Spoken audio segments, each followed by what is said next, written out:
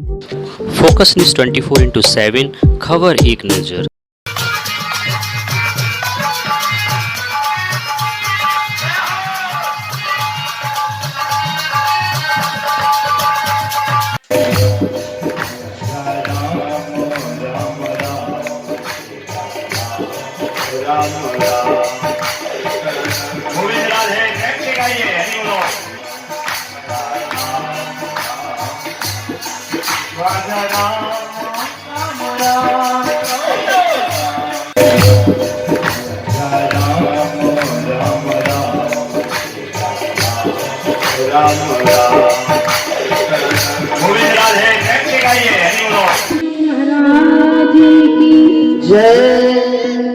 अखंड मूर्ति परमेश्वर परमात्मा को विराजमान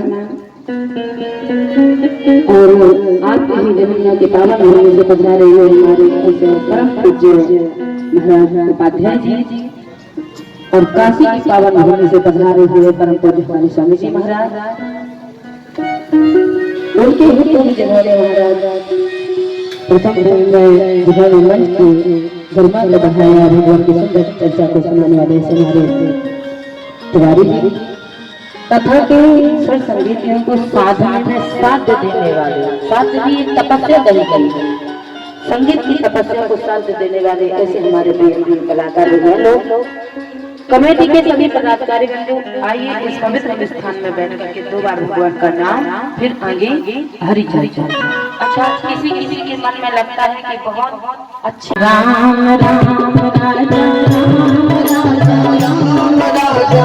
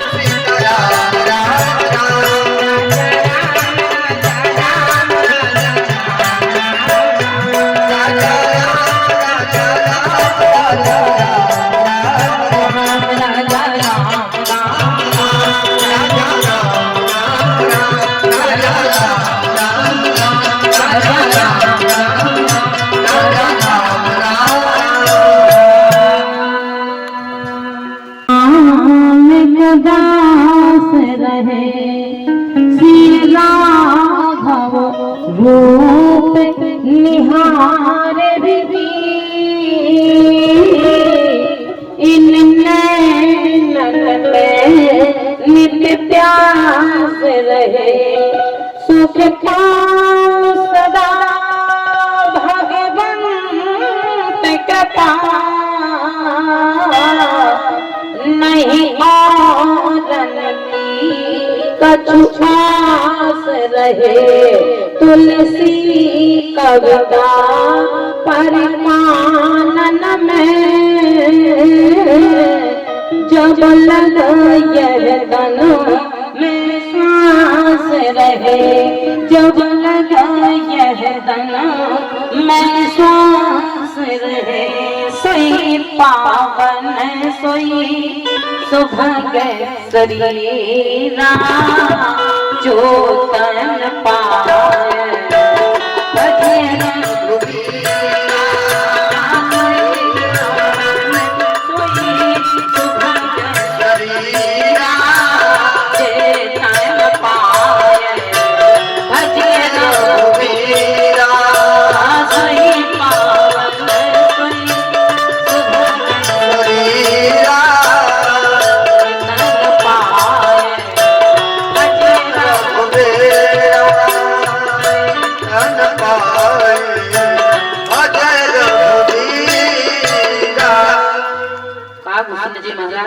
गरुड़ जी से कह रहे हैं, एक तुम्हारी दृष्टि में शरीर कौन सा सुंदर है? गरुड़ जी ने कहा गुरुदेव ये तो आप ही बता सकते हैं। शरीर हम तो मानते हैं कि ब्राह्मण से अच्छा शरीर सुंदर और शुद्ध और पवित्र कोई होने वाला। गुरुदेव जी महाराज ने कहा ब्राह्मण का शुद्ध नहीं है, सुंदर नहीं है, पवित्र नहीं ना। बोले वैश्य का ना, क्षत्रिय का ना, शूद्र का, किसी का ठीक नहीं है। बोले किसी का ठीक नहीं है। कोई भी शरीर हो, मेरी दृष्टि में शरीर केवल वही सुंदर है, वही पवित्र है, वही शुद्ध है। कौन सा? सोई पावना सोई और सुभग शरीरा। कौन? जो तन पाए भजिय रघुवीरा।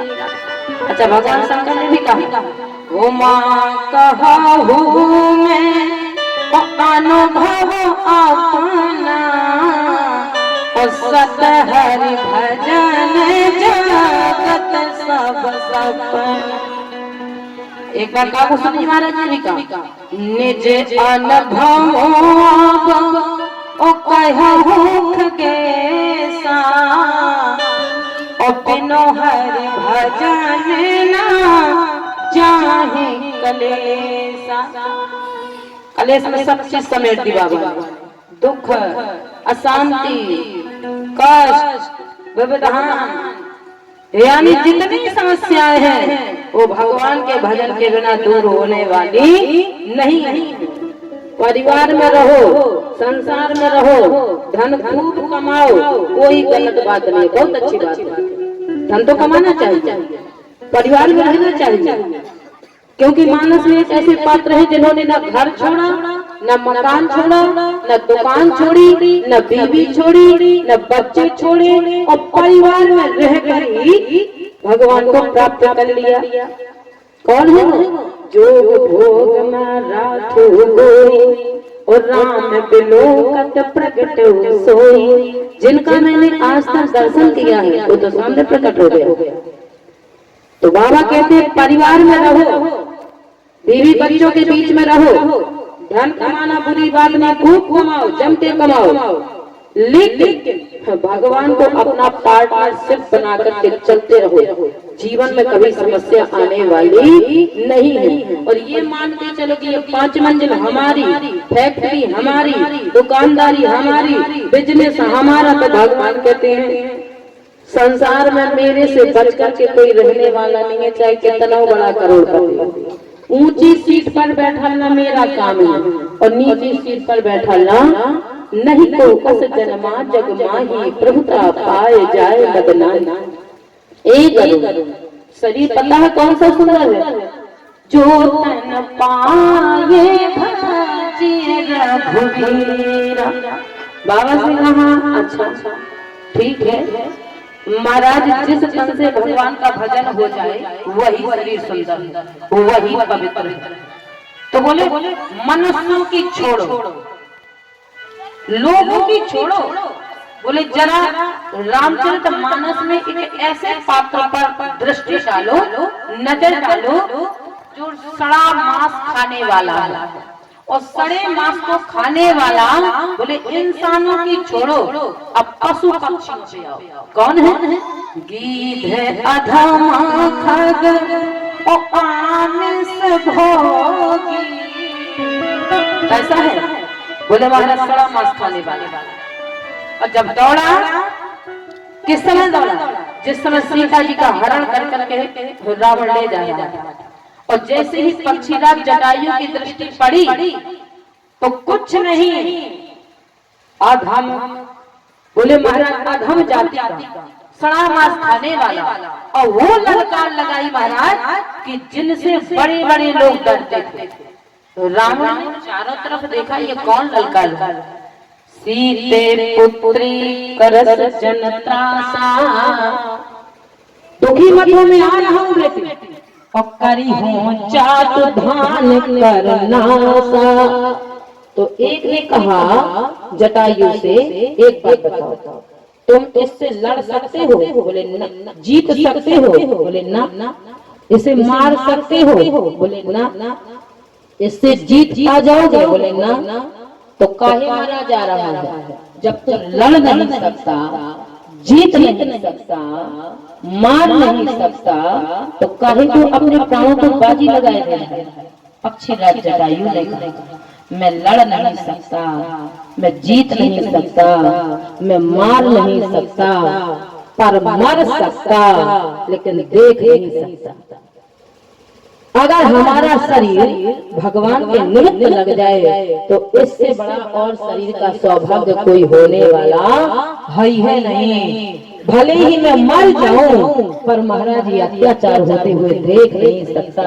यानी शास्त्र संकेत करता है कि किसी अबला पर, किसी निर्दयी पर, किसी गरीब पर अत्याचार हो रहा हो तो शास्त्र कहता है कि तुम्हारी पास अगर सामर्थ्यता है, तुम्हारे पास यदि बल का सामर्थ्य हो, धन का सामर्थ्य हो, शरीर का सामर्थ्य हो, तो महाराज उस जगह रहो और भिड़ो, यानी ललकारो।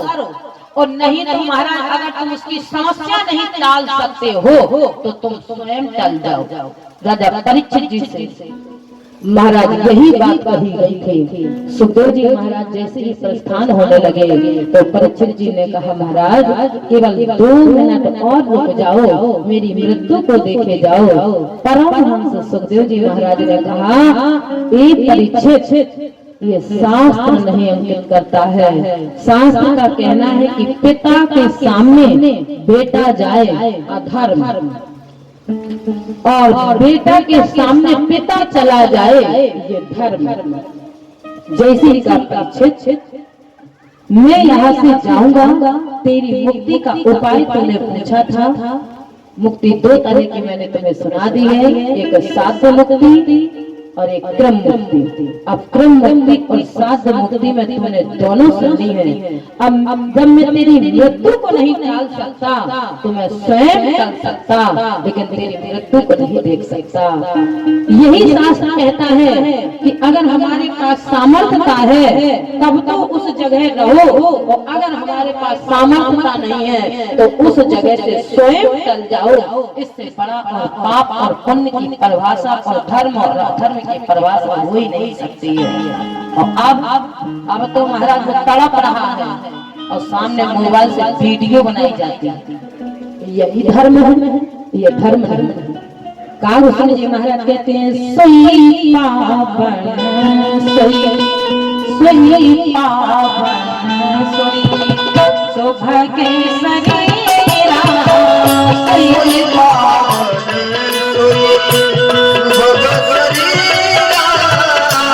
चेतन पाए भजिए रघुबीरा, चेतन पाए भजिए रघुबीरा।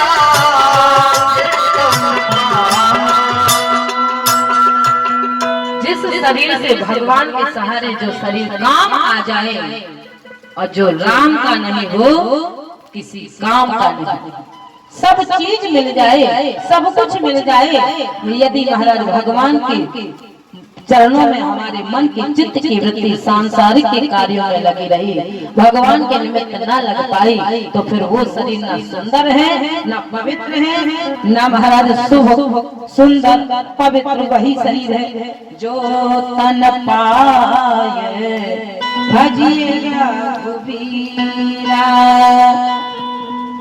तो गरुड़ जी ने कहा, वैसे तो आपने कहा नर तन सम नहीं कवन्यु देहि, तो जीव चराचर जाचत जेहि। एक बात बताएं, बोले मनुष्य के बराबर कोई देह नहीं है, क्योंकि सारी समझ, सारी बुद्धि, सारा प्रकाश, सारा ज्ञान केवल मनुष्य। तो गरुड़ जी ने कहा, गुरुदेव हम मानते हैं, आपने कहा कि नर्तन सम नहीं कहो न देहि। तो एक बात बताओ, आप ऋषि का श्राप लेते ही आशीर्वाद भी मिला है कि आप जब चाहे कौवा बन जाए और जब चाहे मनुष्य का रूप धर ले। तो जब मनुष्य के बराबर कोई शरीर है ये नहीं, तो आप कौवा बने कहे बैठे हैं। कहा गोस्वामी जी महाराज ने कहते हो गरुड़, बात ये कही, मैं कौवा बना इसलिए बैठा हूँ कि मुझे कौवा योनि में ही भगवान के चरणों का स्मरण हो रहा है, भगवान का ध्यान आ रहा है, और जिस शरीर में भगवान का ध्यान आ रहा हो वही शरीर सबसे सुंदर है। और जो सीता जी को आकाश मार्ग से ऊपर लिए देखा, बाबा कहते हैं देखो एक सड़ा मांस खाने वाला कौन सा उपकार करने जा रहा है। गीध अधम खग आमे गति जो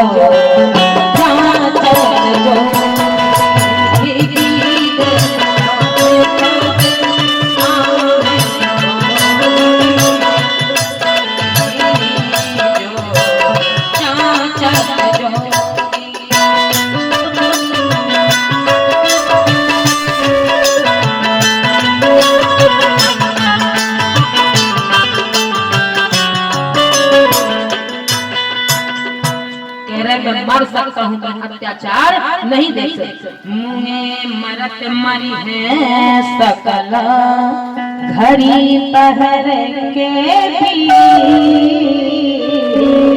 और तुलसी का हो नहीं गीधराज सोनी, गीधराज सोनी। सड़ा मांस खाने वाला अधम और महाराज आज कौन सा कर्तव्य करने जा रहा है। जो सीता को आकाश मार्ग से रावण को लेते जाता देखा, उसी समय ललकारना शुरू किया। बाबा गोस्वामी महाराज पंक्ति में लिख रहे हैं, बोले अधम निशाचरा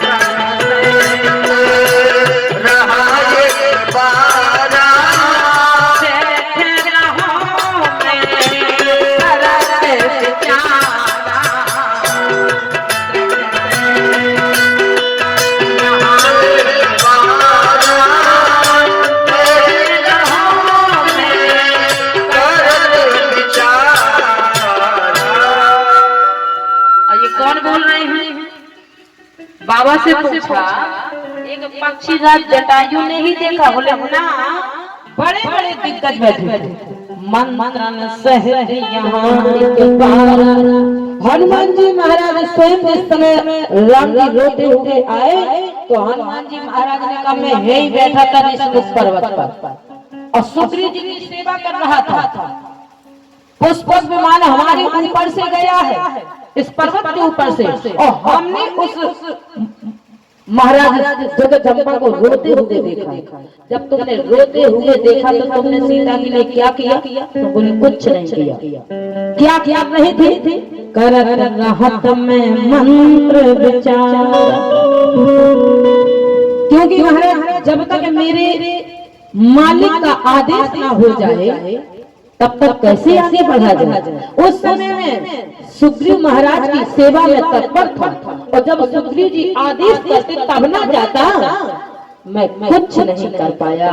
धन्य हो उस पक्षी राज जटायु को कि अनंत बलवंत हनुमंत महाराज जैसे बानरों की सेना बैठी हुई है और सीता जी को ऊपर से उड़ते हुए रोते हुए देख रहे हैं और ऐसे रो रही है जैसे एक कपिला गाय कसाई के हाथ में पड़ जाती है और तुमने कुछ नहीं किया, यही धर्म है। तो शास्त्र कहता है कि जब तक हमें या तो आदेश न हो और या फिर हमारे पास सामर्थ्य ना हो तो फिर वहां से आगे मत बढ़ो, और अगर सामर्थ्यता है तो एक सड़े मांस खाने के बाद पास इतनी सामर्थ्यता थी कि सीधे सीधे ललकारा तो ललकारा और जाते जाते हमारा सीधे भिड़ गए। बाबा कहते हैं बोले गगन पंथों में और देखी जाता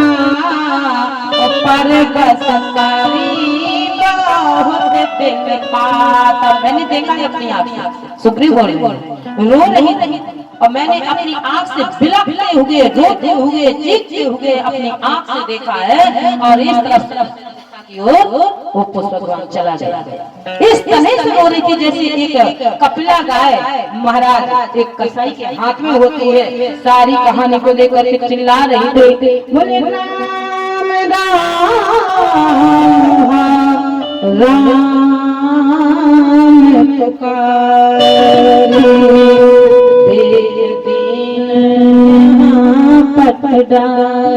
कुछ पीतांबरों को फेंका और कुछ अपने आभूषणों को उतार उतार करके महाराज फेंका है। हम अपनी कुटिया में रखे हुए हैं, गुफा से लाकर के उन सामान को संकेतों को भगवान के सामने दिखा दिया और पक्षीराज जटायु रे रे दोस्त ठाणे किन होई और निर्भय चल से न जाने से मोही। आ रहा हूं मैं दुष्ट कहीं के तू मुझे नहीं जानता है और निर्भय होकर के चला जा रहा है। ये पक्षीराज जटायु चिल्ला रहा है। तो बोले जब तू जीत नहीं सकता लड़ नहीं सकता तो काहे मर रहा है। बोले एक बात बताऊं, अगर ये दो काम कोई भी कर दे तो हमारा पुण्य को अधिगति प्राप्त होती है। कैसे? बोले तुम्हारे पास बल हो और चाहे ना हो, अगर तुमने चिल्लाना शुरू कर दिया तो पहली बात तो चोर भयभीत हो जाएगा। दो काम बनते हैं चिल्लाने से। अगर तुमने चिल्लाना शुरू कर दिया तो भले ही तुम्हारे पास सामर्थ्यता नहीं है। पक्षीराज जटायु कह रहा है कि मेरे पास भले ही सामर्थ्यता नहीं है, मैं इसे नहीं मार सकता, मैं इसमें नहीं जीत सकता, लेकिन अगर मैं चिल्ला रहा हूँ तो दो काम बन गए। एक तो चोर भयभीत हो जाएगा, कांप जाएगा कि जिसे मैं ले जा रहा हूँ कोई मेरे पीछे आ रहा है, और दूसरा काम जो सीता को लिए जा रहा है किसी निर्दयी पर अबला पर अत्याचार हो रहा है तो उसे धाधक लग जाएगा कि कोई मुझे बचाने वाला पीछे आ रहा है। भले ही निर्बल हो जाए, अगर किसी ने पीछे से चिल्लाना शुरू कर दिया है तो उसके अंदर ताकत आ जाएगी कि कोई मुझे पीछे बचाने वाला मेरे पीछे आ रहा है। इसके दो महाराज बाबा कहते हुए परे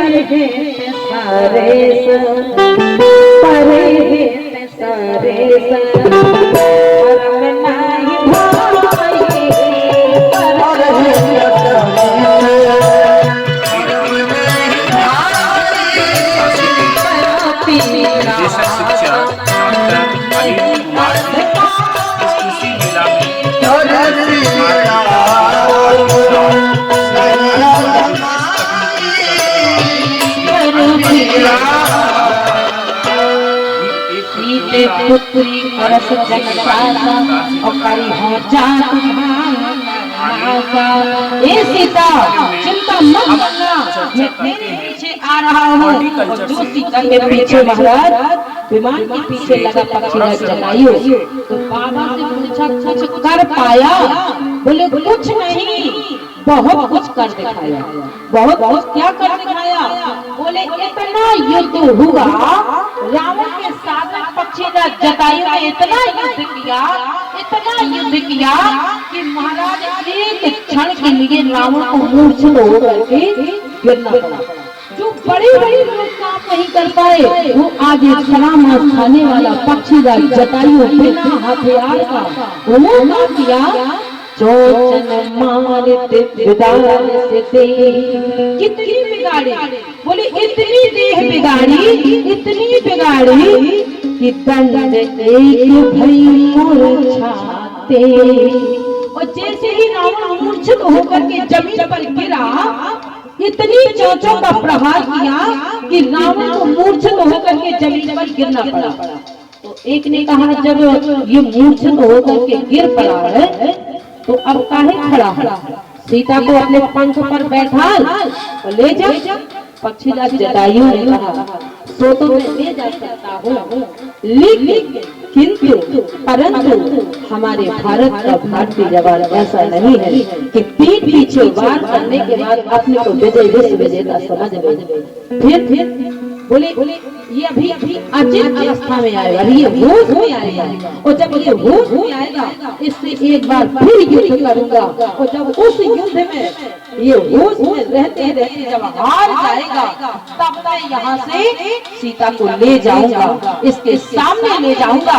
ये जमीन पर मूर्छित होकर के पड़ा है और मैं सीता को पंख में बैठा करके ले जाऊं, ये कहाँ की विद्वता है। जैसे ही पक्षीराज जटायु ने इंतजार किया कि रावण जब होश में आए तब मैं सीता को अपने पंख पर बैठा करके ले जाऊं, और जो महाराज रावण का इंतजार करने लगा, बाबा गोस्वामी महाराज कहते उसी समय रावण क्रोध में आकातर होकर के जमीन से जैसे ही उठा, हाथ में खड़क को लेकर के बोले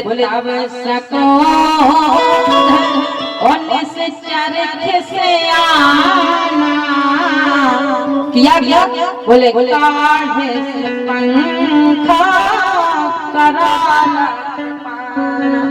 पंखों को काट दिया और जमीन पर महाराज लहूलुहान पक्षीराज जटायु खून से लथपथ जमीन पर गिर पड़ा।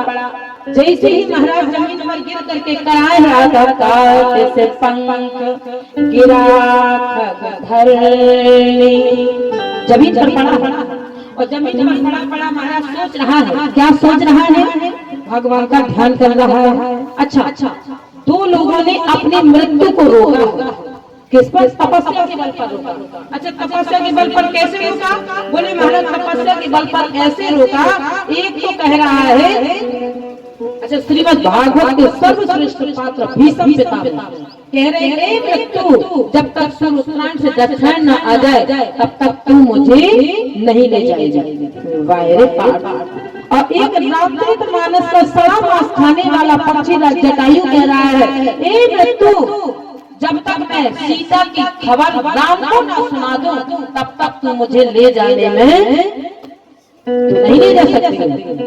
एक ने कहा एक बात बताओ, पक्षीराज जटायु ने अपने प्राणों को यदि रोक है कि मेरी मृत्यु जब तक नहीं होगी जब तक मैं सीता जी की खबर राम को न सुना दूं, तो कैसे रोका।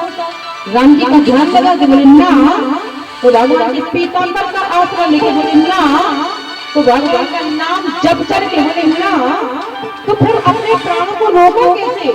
भगवान का दर्शन करके बोले ना, तो भगवान के चरणों का आश्रय लेके बोले ना, तो फिर कैसे अपने प्राणों को रोकेगा। तो बाबा गोस्वामी महाराज कहते हैं पक्षीराज जटायु ने अपने प्राणों को ऐसे रोका, बोले सुने रात गाँव चरण राति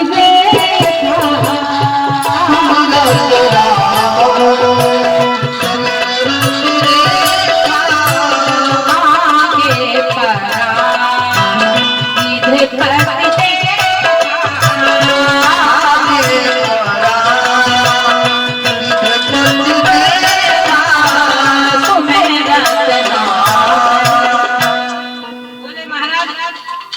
पक्षीराज जटायु ने अपने मन में ध्यान लगाया तो राम जी की लात पांव के नीचे जो लात होती है चला जाता है, उस लात के नीचे जो रेखा पड़ी थी उस रेखा का पक्षीराज जटायु ने ध्यान लगाया और ध्यान लगा करके अपने प्राणों को सुनने वाले के माथे से पट टूट गया। क्या बात करते हो, ना भगवान का ध्यान लगाया, ना भगवान के नाम का ध्यान लगाया, ना भगवान के पीताम्बर का ध्यान लगाया। और महाराज ध्यान लगाया तो राम जी के चरण के लात में जो रेखा पड़ी थी उस रेखा का ध्यान लगा करके अपने प्राणों को सुमिरत राम चरण रति रेखा। जो एक बात हम सब लोग संसार के लोग तो या तो भगवान के उपासक होते हैं तो उनके मुखार में दर्शन करते हैं या फिर उनके नाम का जप करते हैं। कोई काम हमें बनाना होता है तो भगवान का ध्यान लगाते हैं या भगवान के चरणों का ध्यान लगाते हैं या भगवान के पीताम्बर का ध्यान लगाते हैं या भगवान के मुखार में लगा। और ये सड़ा मांस खाने वाला पक्षीराज जटायु राम जी की लात के नीचे जो रेखा पड़ी थी उस रेखा का ध्यान लगाया। अब एक बात बताओ कि इसका गुरु कौन है? ऐसा मंत्र दिया है, कितनी गहराई से मंत्र दिया है। महाराज एक बात बताओ इसका गुरु कौन है? तो बोले इसका गुरु, बोले इसके गुरु तो महाराज सीता जी। क्यों? भाई चले श्री राम। जिस समय सीता जी ने राम जी से कहा था यह मृग, इसी मृग की चाम चाहिए हमें, तो राम जी ने धनुष पर बाण चढ़ा करके और भागना शुरू किया। और जब भाग रहे थे तो भागते हुए तो देखना दो चीजें दिखाई देती है बस, और कुछ नहीं। दो के अलावा कुछ नहीं दिखाई देता। क्या? या फिर भागते हुए व्यक्ति की पीठ दिखाई देती है पीछे की, और या फिर भागने वाले के पैर जब जैसे जैसे दौड़ते हैं तो उनके तलवे दिखाई देते हैं। तलवा, लात और पीठ, इस दो चीजों के अलावा तीसरी चीज नहीं दिखाई देती है भागते हुए। बोले सीता जी ने बस यही दृश्य देखा था जब राम जी मृग के पीछे लगे और दौड़ करके जा रहे थे तो भगवती जगदम्बा मैया सीता ने राम जी को पीछे से भागते हुए देख करके, और वही आंख में दृष्टि पड़ी हुई थी राम जी के चरणों की देखा। तो महाराज पक्षीराज जटायु युद्ध की दृष्टि बहुत तेज होती है, उसने सीता जी के आंखों में गंगा जमुना का अश्रुपात बहते हुए देखा। तो जैसे ही आंखों को देख करके महाराज सोचने लगे तो बोले बस वही दिव्य दृष्टि सुने मिली, सुमिरत राम चरण रति रेखा। अच्छा बाद में सत्य ब्रह्मा जी ने 3 जगह भाग लिखा है, और 3 जगह कहाँ लिखा है? बोले हाथ में लिखा है, माथ में लिखा है और लात में लिखा है। क्योंकि पहले के ज्योतिषाचार्य जो होते थे वो कुंडली नहीं मांगा करते थे, वो तो आपके हाथ की रेखा को देख करके भाग बता देते थे, आपके माथे की रेखा को देख करके भाग बता देते, आपके तलवे में पड़ी हुई रेखा को देख करके आपका भाग बता देते थे। और प्रमाण बोले लिखित कहाँ? बोले हाथ में। कैसे माने कि भाग लिखा है? नारद जी जिस समय महाराज हिमाचल के यहाँ पहुँचे तो हिमाचल राजा ने नारद जी से कहा महाराज हमारी बेटी पार्वती का हाथ देखो और इसे बताओ इसमें लड़का कैसा मिलेगा। बोले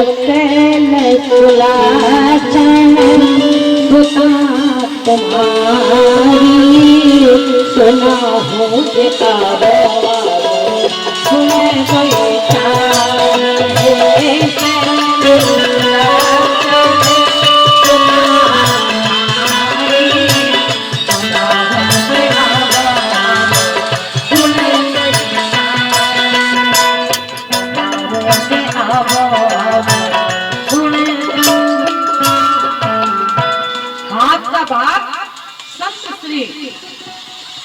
नारद जी ने महाराज हिमाचल की बेटी का बताया, हाथ में लिखा है। और लात में, बोले लात में महाराज आगे परा गीध पद देखा, सुमरत राम चरण रति रेखा। माथ में, बोले माथ में श्रीमद् भागवत महापुराण में जिस समय भगवान ने सन्यासी के रूप में आत्मदेव ब्राह्मण को बुलाया, ए ब्राह्मण तालाब में कूद करके छलांग लगा करके अपने प्राणों को क्यों देना चाहता है? बोले महाराज इसलिए कि हमारे कोई संतान नहीं है। तब बोले हमें संतान चाहिए। तो बोले ला जरा तेरा माथा देखा। तब भाला अक्षर माला, और जो देखा ब्राह्मण के माथे को तो बोले हे ब्राह्मण देवता तेरे भाग में इस जन्म को छोड़, तेरे माथे पर ऐसी रेखा 7 जन्म तक कोई नहीं पड़ी है कि तुझे संतान का सौभाग्य मिले। आत्मदेव ब्राह्मण ने कहा महाराज हम कुछ नहीं जानते, हम अपने प्राणों की बाजी आपके ही देखते देखते दे देंगे, वरना हमें संतान मिलने का सौभाग्य। सन्यासी के वेश में भगवान ने कहा अच्छा फंसे हैं, जबरदस्ती मांगोगे तो फिर धुंधकारी मिलेगा, क्योंकि हमें मांगना नहीं है। कर्म प्रधान विश्व रति राखा और जो जस करई सो तस फल चाहा। मांगना नहीं है भगवान से, केवल भगवान में अपने मन की चित्त की वृत्ति को जोड़ करके रखना है, ठाकुर जी स्वयं दे देंगे। और जबरदस्ती मांगोगे तो फिर सन्यासी ने कहा फिर धुंधकारी को पाएगा, अभी जो सुख है फिर वो सुख भी तेरा दूर हो जाएगा। जबरदस्ती मांगने से उल्टा पुल्टा मिलता है। बोले महाराज इस तरह से ब्रह्मा जी जाकर के जीव के गर्भ में 3 महीने का खून का लोथरा फलता है, और जब गर्भ में वो 3 महीने का खून का लोथरा फलता है तो बाबा कहते हैं महाराज जब तक वो फलता है तब तक ब्रह्मा जी की कलम नहीं चलती है। क्यों? बोले जैसे ही उस खून के लोथरे में किसी अंग का निर्माण हो जाता है कलम वही बंद हो जाती है, और जब तक वो 3 महीने का लोथरा होता है किसी अंग का निर्माण नहीं होता है तब तक ब्रह्मा जी की कलम चलती रहती है। एक ने कहा महाराज पहले शरीर बन जाने देते और फिर महाराज भाग लिख देते। बोले बाबरे अभी तो लोग इंसान को नहीं पूछते हैं, और अगर मैंने कहीं शरीर का निर्माण होने के बाद भाग लिखा होता तो वो तीनों जगह ऐसी हैं कि फिर ब्राह्मण को भी नहीं मानता। अभी तो ब्राह्मणों को फिर भगवान को भी नहीं मानता, कोई मंदिर में जाने के लिए तैयार नहीं होता, ना कोई कथा और सत्संग करने के लिए आगे बढ़ता, क्योंकि वो अपने भाग्य को स्वयं अपने हाथ से पढ़ लेता कि आज हमें ट्रक के नीचे कुचल जाना है, वो घर ही से ना निकलता। माथे की रेखा को वो स्वयं दर्पण उठाता और शीशे में देखता कि आज हमारी जाकर के गाड़ी पलट करके मृत्यु हो जानी है, वो घर ही से ना निकलता। तीनों जगह का भाग वो अपने हाथ से पढ़ लेता, देख लेता। भगवान कहते हैं ये 6 चीजें मैंने अपने हाथ में पहले ही रख ली है, क्योंकि महाराज इन 6 चीजों के कारण कुछ लोग सोचेंगे कि हमें भगवान का भजन करना चाहिए, और भगवान के भजन में जो लगा रहेगा सोई पावन सोई सुभग शरीरा जो तन पाय भजिए रघुवीरा। बोले महाराज बस बात एक है, पक्षीराज जटायु को वो सौभाग्य मिला, कौन सा? बोले जो सौभाग्य सर्वश्रेष्ठ भीष्म पितामह को भी नहीं मिला। क्या? अरे बोले और तो छोड़ो, वो सौभाग्य महाराज चक्रवर्ती नरेश राजा दशरथ जी को भी नहीं मिला जो सौभाग्य हमारे पक्षीराज जटायु को मिला है। क्यों? बोले महाराज इसलिए कि जो अपने घर की तो सेवा सब कोई करते, अपने परिवार को तो सब कोई चाहता है, लेकिन संसार के दुखों को जो समझ लेता है भगवान कहते हैं बस वही मैं समझता हूँ, वही उसी को सबसे बड़ा धर्म कहा जाता है। पर सरस धर्म नहीं भाई और पर पीड़ा सम नहीं अधमाई। आज पक्षीराज जटायु सोच रहे हैं, आंखों में अश्रु भर करके लगा कि शायद अब मेरी सुध लेने वाले कब आएंगे, ऐसे तो मेरे प्राण ही चले जाएंगे। मैं तो उन सरकार को सोच रहा हूँ। बोले जल भर नयना कहत रघुराई, जल भर नयन कहत रघुराई,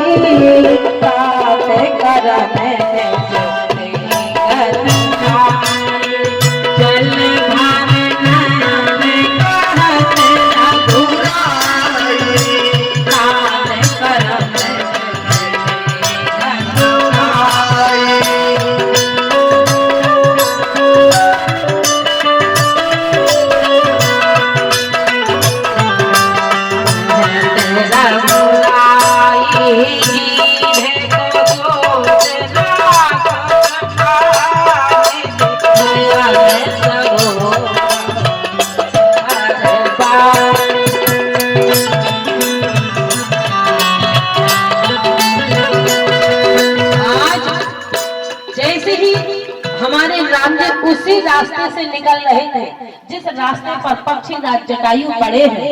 बाबा कहते हैं कि वो सौभाग्य महाराज दशरथ जी को नहीं मिला जो सौभाग्य आज पक्षी राज जटायु को सड़े मांस खाने वाले को मिला। जैसे ही हमारे राघव जी ने देखा और जो देखा तो आकर के गोद में लिया और गोद में लेकर के पक्षी राज जटायु को आंखों से महाराज हमारे सरकार के आंसू बहने लगे, यानी गंगा जमुना आ गई। क्या बात है। और जैसे ही राम जी ने पक्षी राज जटायु को गोद में लेकर के कहा, बोले महाराज गीधे को गोद राख कृपा निधि और नयन सरोरहु में परवार बारही बार सुधारत तंग जटायु की धूर जटान सझारी। गोद में लिए हैं आज वो सौभाग्य मिला। राम जी ने पूछा, ए पक्षीराज, ए जटायु, एक बात बताइए तुम्हारी दशा किसने की है? बोले नाथ दशानन और यह गति की और तेहि खल जनक सुता हरिणी। राम जी से कहने लगे, सरकार मुझे इसी जगह छोड़ दो, मुझे पड़ा रहने दो, मेरा कुछ बिगड़ने वाला नहीं है। मुझे वो गति प्राप्त हो जाएगी जो बड़े बड़े ऋषियों को, बड़े बड़े संतों को जन्म जन्म में जतन कराई। लेकिन किंतु परंतु तुम दौड़ करके जाओ और सीता को उससे बचा लो जो सीता को लिए जा रहा है। जैसे ही राम जी से विनती करने लगे जटायु कि हमें यहीं पड़ा रहने दो, लेकिन ए राम तुम वहां जाकर के जो पक्षी राज जटायु ने कहा, बोले महाराज ले दक्षिणा दिशि और गयो ले दक्षिण दिशि गयो गुसाई तो बिलपत आती को मुझसे उसका रोना नहीं देखा जा रहा है, सीता का रोना नहीं देखा जा रहा है। मैंने उसको अपने कान से, अपने आंखों से बिलखते देखा है, चिल्लाते देखा है। सरकार मुझे छोड़ दो, मुझे अपने मुकाम पर पड़ा रहने दो। लेकिन तुम जाकर के उस सीता को, ये तो क्या राम जी को पता नहीं है कि जिस समय सीता जी की जनक जी महाराज ने विदा की थी, उस समय महाराज महारानी सुनैना राम जी के चरणों को पकड़े हैं और महाराज जनक जी दशरथ जी के पैरों को पकड़े हैं। क्या कह रही हैं? महाराज हर पिता अपनी बेटी की विदा करने के बाद एक ही विनती करता है, महाराज अगर हमारी लड़की से कोई अपराध हो जाए, हमारी बेटी से कोई अपराध हो जाए, तो मैं आपसे विनती मांगे ले रहा हूँ, मेरी बेटी को क्षमा कर देना। और मैं आपको एक बेटी नहीं दे रहा हूँ, बहू नहीं दे रहा हूँ, आपके लिए तो आपकी सेवा करने के लिए एक सहचरी दे रहा हूँ। जैसे ही प्रार्थना की, माँ सुनैना की आंखों से आंसू आ जाते हैं। राम से कहती है, राम अगर बेटी के कुछ बुखार आ जाए, सिर दर्द होने लगे, तो मेरी एक बात सुन लेना, ककरी गड़ जाए सिया पग सो हम का लालन चिट्ठिया लिख दीजो। यही बात कहते हैं ना सब लोग विदा के समय। आज वो क्या बात राम जी को याद नहीं आ रही है? जब राम जी ने कहा, ये सीता मैं कोई 10-50 साल के लिए वनवास नहीं जा रहा हूँ, मैं तो केवल 14 साल के लिए जा रहा हूँ और 14 साल के बाद मैं पुनः वापस आ जाऊंगा। हमसे गवन नहीं और तुम बन जोगू। क्या राम को वो बात याद नहीं है जो पक्षीराज जटायु कह रहा है कि सीता के आंखों में गंगा जमुना बह रही थी और दक्षिण दिशा की ओर राम ले गया है। आज सीता से जब राम जी ने कहा कि तुम वनवास मत जाओ, क्योंकि तुम्हारे पिता के यहाँ जो तुमने सुख प्राप्त किया है, तुम वन के योग्य नहीं हो। सीता जी ने कहा, मैंने कब हट किया है कि मैं वनवास जाना चाहती हूँ? मैंने तो कहा ही नहीं है सरकार, केवल मेरी एक बात का उत्तर दे दीजिए, मेरे प्रश्न का उत्तर दे दो। मैं ये नहीं कह रही हूँ कि मुझे अपने साथ वन ले जाओ, राम जी ने कहा बोल सीता बोल, क्या है तेरे प्रश्न का उत्तर। मैं तेरे प्रश्न का उत्तर देने के लिए तैयार हूँ, और मैं तो चाहता हूँ कि इसी महल में रहो राजरानी बनकर के। मैं 14 साल के बाद वापस आ जाऊंगा। सीता जी ने आंखों में गंगा जमुना भर के कहा, जिए बिन दे है नदी बेन बानी,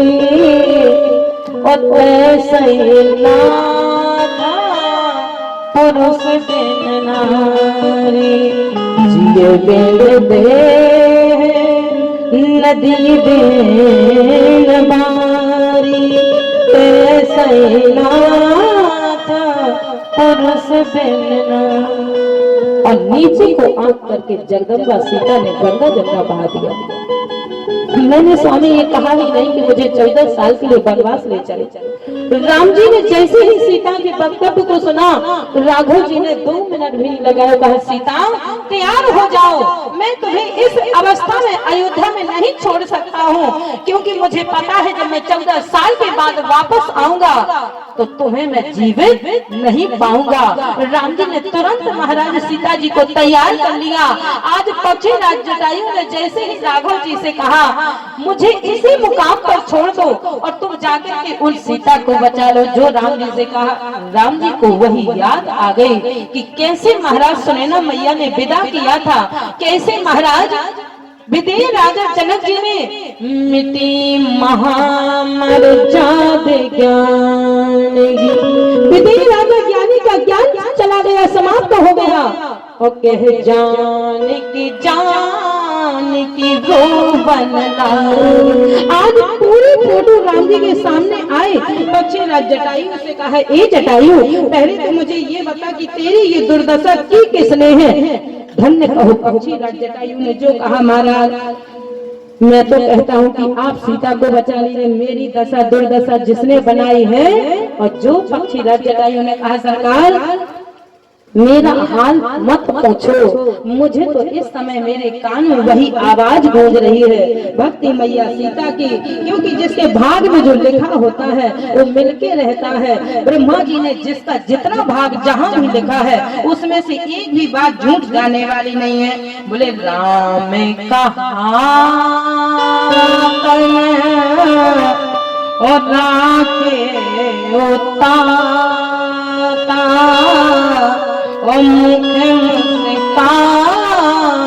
कहीं नहीं बात। राम जी ने कहा, ए पक्षी राज जटायु मैं चाहता हूँ कि तेरे शरीर को ठीक करके तुझे, अगर मैं चाहता हूँ कि तू मुझे मेरे पिता का सुख देते रहे। पक्षी राज जटायु ने कहा, नहीं सरकार। बोले जाकर मरत के आवा ओ अधमा वही श्रुति का। क्या बात करते हो सरकार, आप कहते हैं कि मैं चाहता हूँ कि तुम अपने शरीर को भी और रखो।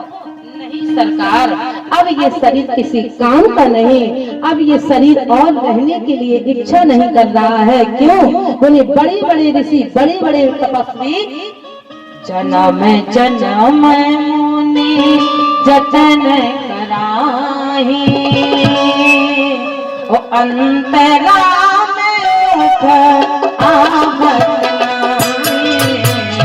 जन्म मुनि जतन कराही, अंतरा में आवत नाही। मान गो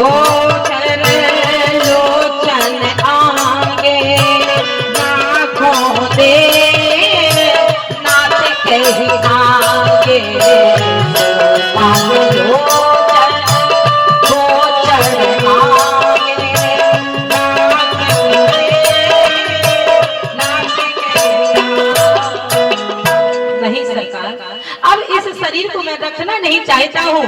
महाराज जिसके सौभाग्य में इतना बड़ा भाग्य हो कि आप स्वयं सामने हो, नाम लेना तो बहुत दूर की बात हो गई, अगर आप मेरे सामने हैं तो इससे बड़ा सौभाग्य कोई हो ही नहीं सकता। क्या ब्रह्मा जी ने जो भाग लिखा है जी उल्टा मिलता है गर्भ में। सबसे पहले महाराज उसकी लात मिलती है, लात में भाग लिखना शुरू किया और दोबारा फिर गर्भ में ब्रह्मा जी आए, दोबारा भाग लिखना शुरू किया।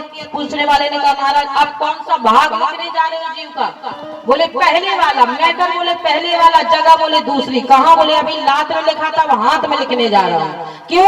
अगर हाथ कभी एक्सीडेंट में अलग हो गए, पैर अलग हो गए तो हाथ की रेखा को पढ़ करके जो चार भाग बता देंगे। और हाथ के बाद महाराज जब माथे में लिखने गए तो फिर पूछने वाले ने कहा महाराज अब किसका भाग? बोले अब मैटर वही है पहले वाला, जगह बोले तीसरी। क्यों? बोले अगर कहीं भाग्यवश जीव के हाथ भी अलग हो गए तो जो चार माथे की रेखा को देख करके भाग बता देंगे। और पूछने वाले ने कहा महाराज अगर माथा चला गया तब? बोले बाबरे जिस दिन माथा चला जाएगा कौन भाग अपना पूछने जाएगा और जो सा चार किसका भाग बताएगा? लिखने वाले ने लिखी थी कहानी तेरे हाथ में और माथ में और लात में।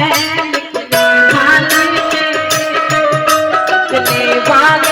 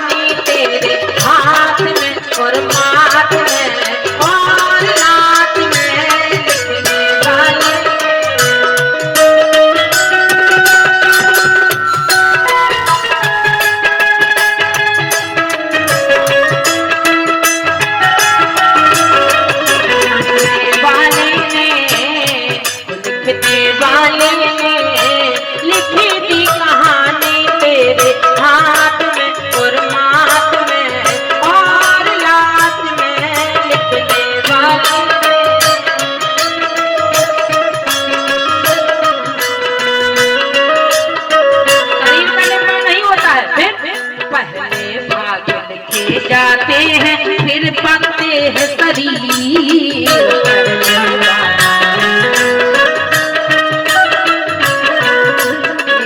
पहले भाग में जाते हैं फिर पकते हैं शरीर।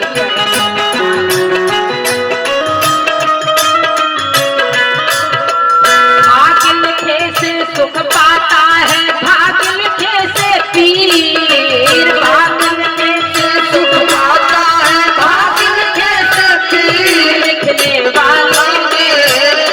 लिखने वाले ने लिखी थी कहानी तेरे हाथ में और माथ में और लात में।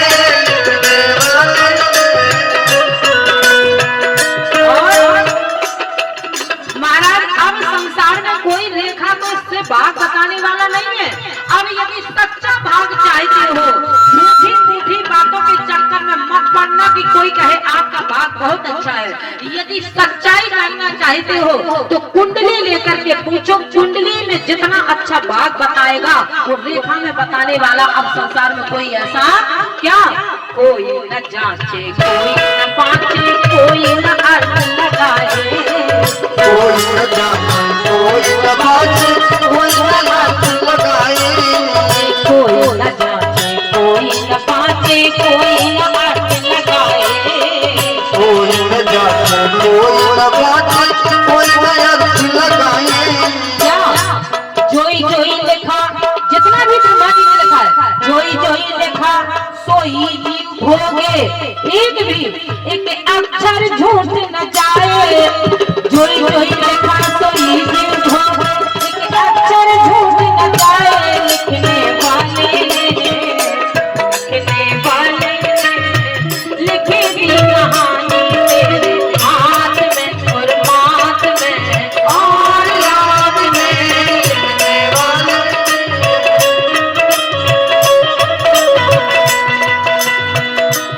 लिखने वाले ने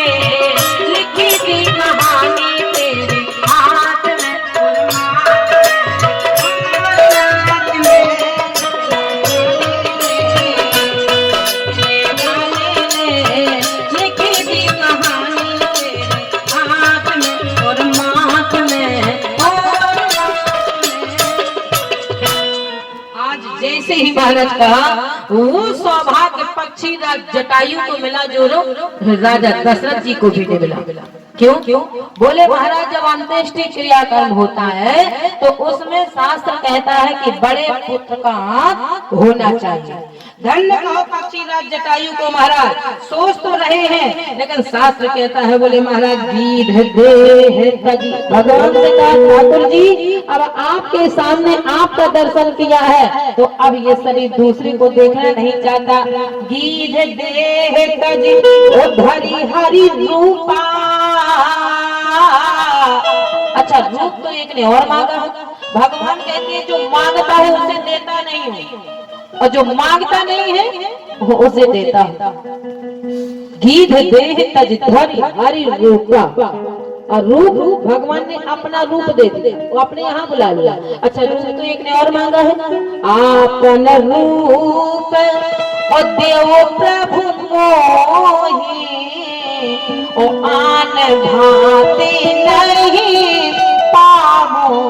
भगवान ने दिया रूप, बोले जिसने मांगा उसे दिया नहीं और जिसने मांगा नहीं उसे जबरदस्ती दिया भगवान ने। भगवान कहता बस यही तो मेरी कल्पना।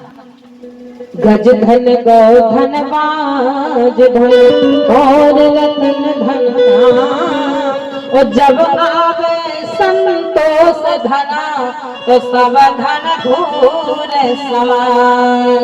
आज पक्षीराज जटायु ने कहा महाराज ना क्योंकि भूषण बहुपट प्रीत अल्पा। वो सौभाग्य पक्षीराज जटायु को मिला कि भगवान ने अपनी शरण में लेने के लिए अपने ही स्वरूप में बदल करके अपने ही रूप को देख करके बोले अविरल भगति मांग गीध गया हरि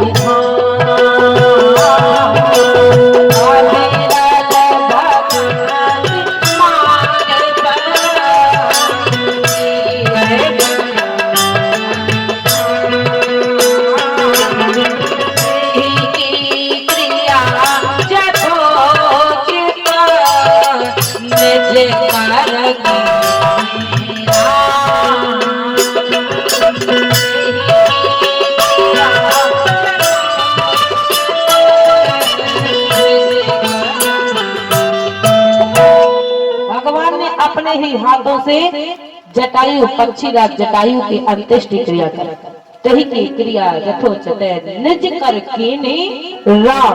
और नहीं तो रामचरितमानस कहती है जो